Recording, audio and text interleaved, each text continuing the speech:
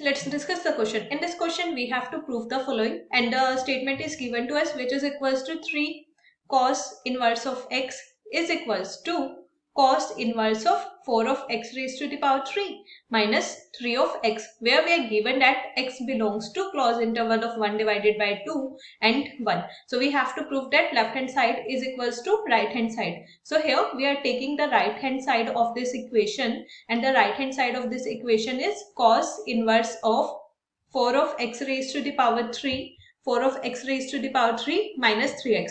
So in order to solve this, we are going to plug the value of x.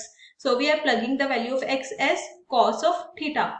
So x is equals to cos of theta. So our function from here become equals to cos inverse of 4 cos cube of theta minus 3 cos of theta. Now if we can look that this is forming an identity, and the identity from here is, we know that cos of 3 theta is equals to 4 cos cube of theta minus 3 cos of theta. So we can plug the value here in our function.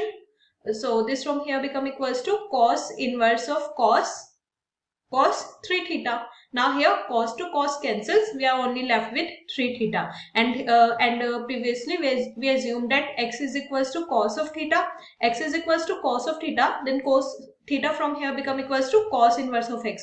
Plugging this value of theta into this equation, so this from here become equals to 3 multiply with the theta is equals to cos inverse of x, which is nothing but equals to the left hand side of this equation. So this is equals to left hand side. So we can say that right hand side equals to left hand side.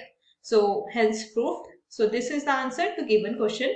In order to solve this problem, we use the basic concept of trigonometric functions. I hope you understood the concept well. Thank you. Don't forget to like and subscribe.